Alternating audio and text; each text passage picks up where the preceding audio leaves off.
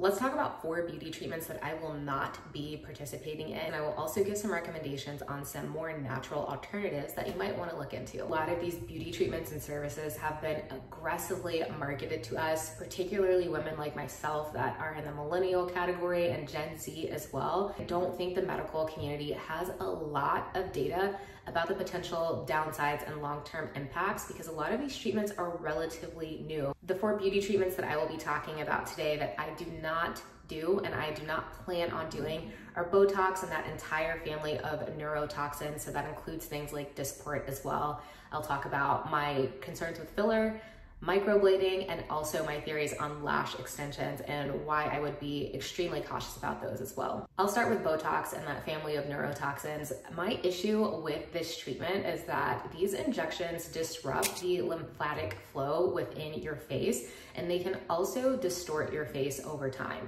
And you can also experience muscle atrophy where the muscles start to shrink maybe more than what you intended, and that can have impacts on, again, your facial harmony overall. There's also research that shows that these neurotoxins migrate into your central nervous system and to several of your major organ systems like your lungs, your heart, and your intestines as well.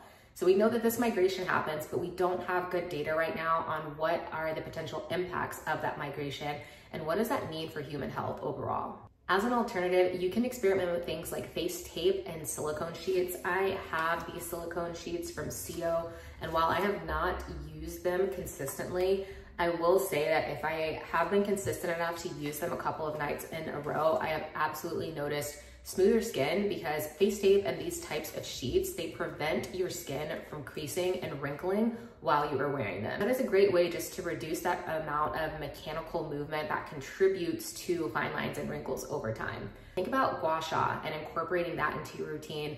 Facial massage, there's a ton of free videos online that will walk you through the process of using gua sha and how to do facial massage at home. There's also some promising research that shows the benefits of cosmetic acupuncture and the ability to reduce the appearance of fine lines and wrinkles while also just improving overall skin health. So something else that you might want to consider looking into. I did briefly consider getting masseter Botox just to even out some asymmetry along the jawline.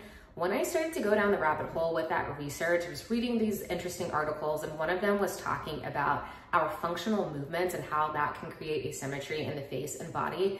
And as a result of reading that, I started to notice that I had a tendency to chew more on one side of my face than the other. I started to become more mindful of how I was chewing my food. It is something that we do every single day, and I wanted to be more conscious of creating more evenness and not creating more pressure or more tension on one side of my face compared to the other as a way to naturally, over time, decrease that asymmetry in the long run.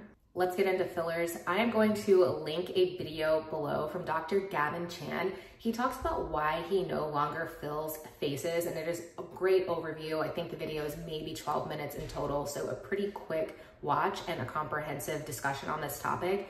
The key things that stood out for me are the fact that fillers stretch out your skin and create more skin laxity over time, which is going to create another set of issues that you are trying to resolve in the future. We all know from an anti-aging perspective, we want our skin to be tight and resilient and be able to bounce back. And continuously using fillers over time is going to do the opposite. You are creating more volume, which is going to stretch out the surface of your skin. And there's also this effect mentally, like once you've gotten filler, you basically create a new baseline in your brain on what looks good and what looks normal. And you have this tendency to think that you should continue to get more and more filler over time. That leads to us as humans not being able to process the fact that we are starting to have distorted features. That is why a lot of people that get filler continuously over a long period of time have these puffy, pillowy faces, and they've lost a lot of the contour that they are trying to create. Filler also migrates over time, so wherever you initially place that filler, maybe you're trying to get more defined cheekbones, it's going to spread out over time. And without you having to go in and pay someone more money to dissolve those and then redo the fillers from a fresh baseline again, there's really nothing else you can do about that migration and that spread that will happen over time. If you are looking to sculpt your face, I suggest looking into things like at-home microcurrent devices.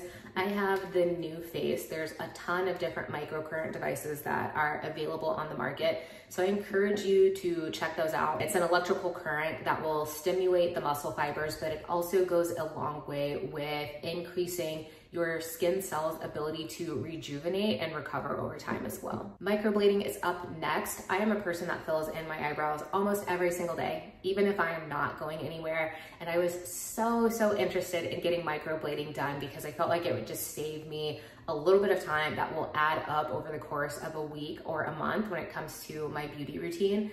The issue that I have with microblading is that there's this risk that you will end up with this weird green or gray pigment in your brow area after you have gone through a couple of rounds of keeping up with the treatments. I know people that have done microblading over a longer period of time that have not had any adverse effects, but I think it's very individualized. So just something that you want to weigh into that risk profile if you're deciding whether or not this is going to be right for you.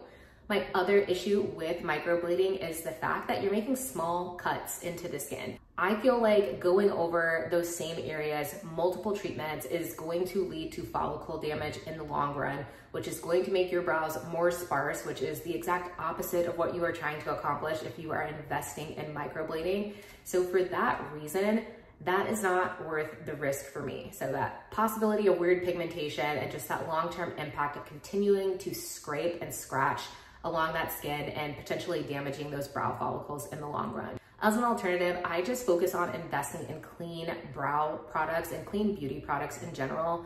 For me, what that looks like is products that do not have any fragrance because I am allergic to fragrance and very sensitive to it. And I know that that can cause inflammation in my skin. Inflammation is something that is going to damage your skin and your follicles. So again, if it has a fragrance that is causing you to feel itchiness in that area, that's probably a sign that you need a different product. Products that I like for brows are this brow pencil from Thrive Cosmetics. They also have a gel that has a mascara-like wand if you prefer a more liquid product. I've not had any issues with that, and I say with any brow, eye, or face makeup in general, one of the key things is making sure that you are thoroughly removing that before you go to sleep at night. You want those follicles to be able to breathe and recover and rejuvenate themselves. One thing that I am considering doing for longer term brow maintenance is investing in henna.